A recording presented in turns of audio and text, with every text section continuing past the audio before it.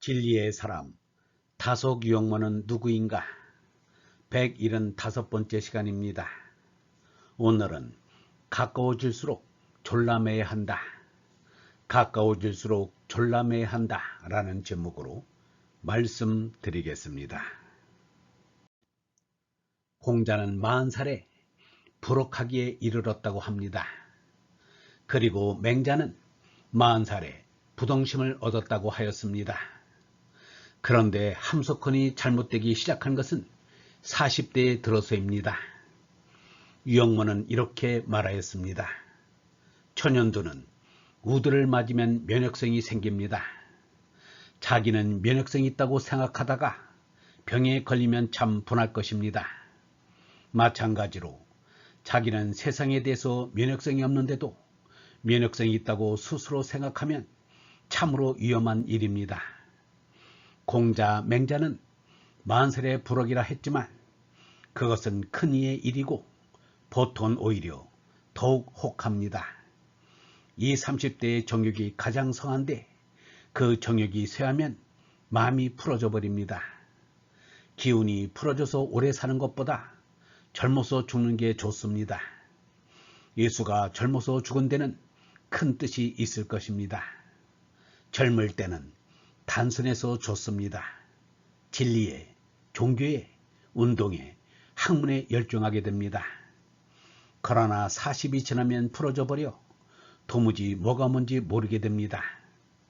정욕이 강할 때는 냉정하다가 그때 가서 엉뚱하게 여색에 빠져버리게 됩니다. 함석헌의 성격은 어릴 때부터 내성적이라 수줍음이 많았습니다.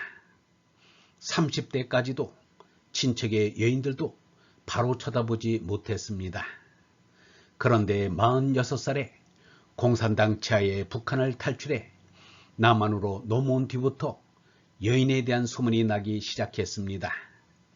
그러나 사람들은 잘못된 소문이라 생각하여 흘려버렸으나 세월이 흐를수록 연문은 점점 더 짙어만 갔습니다. 그리하여 1960년대에 와서는 소문이 아니라 사실로 드러나기 시작하였습니다. 유형문은 이렇게 말하였습니다. 우리의 혈육이란 이런 것입니다. 이건 짐승입니다. 사람이 관 뚜껑을 덮고 나서야 그 사람에 대해서 말할 수 있습니다. 기운이 풀어질 때에는 진리에 종교에 열중하던 사람도 그만 혹하기 쉽습니다. 그런데 입은 살아서 여전히 똑같은 말을 할 수 있습니다. 사람과는 가까워질수록 졸라매야 합니다. 고쳐 말하면 조심을 해야 합니다. 물질을 뒤집어 쓰고 사는 인생이란 이런 것입니다. 혼인 전에는 널리 생각하고 혼인 뒤에는 바짝 졸라매야 합니다. 더욱 조심해야 합니다. 이제는 됐다 하고 방자하면 못 씁니다. 하느님에게 계임받아야 참 계임이지 사람에게 계임받는 것은 게임받는 것입니다. 그러다가 뒤집히면 그게 치욕이 됩니다. 유형무에게 함석헌은 예수에게 베드로요, 공자에게 아는 같은 존재였습니다. 그런 함석헌의 인격에 파탄이 왔으니 유형무의 마음이 얼마나 아팠겠는가. 유형무는 제자 함석헌의 허물을 자신의 허물로 알고 뉘우치는 뜻으로 8일 동안 혼자 단식을 하였습니다.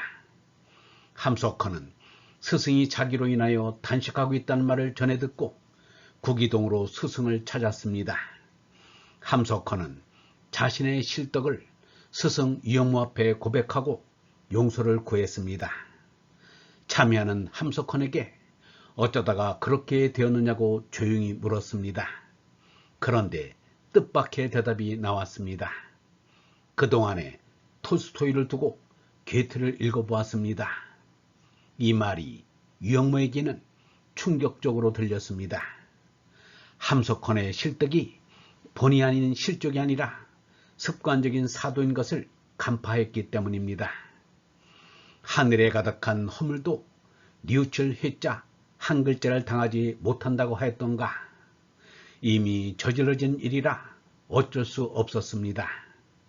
일찍 공자가 이르기를 다 이룬 일은 말하지 않으며 저질러진 일은 충고하지 않으며 이미 지난 일은 나무라지 않는다 라고 하였습니다.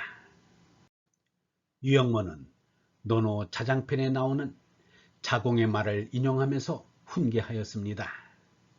군자의 허물은 일식 월식과 같아 잘못하였을 때는 사람들이 다 보게 되고 고쳤을 때는 사람들이 다 오르른다고 하였으니 다시는 그런 일이 없도록 하시오 라고 하고서 보냈습니다. 그때 함석헌은 존재의 소리를 들어야 하는 이순이 나이였습니다. 그런데 존재의 소리를 뒤로하고 여인의 소리에 귀를 기울이다니 참으로 애석하고도 안타까운 일이 아닐 수 없었습니다. 노래기생이 늦게나마 한 지아비를 잘 쫓으면 지난날의 모든 허물이 거리낄 것이 없어지지만 정절의 부인이 흰머리가 되어서 정절을 잃으면 반평생의 청정함이 다 헛것이 된다. 함석헌이 차라리 젊어서 바람을 피우다 늦게 철이 났다면 오히려 좋았을 것입니다.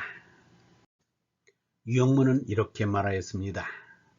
오늘날은 남녀 유별이 아니라 남녀 무별이 된 세상이지만 마음속에라도 만리장성 같은 남녀 유별의 선이 그어져 있어야 합니다.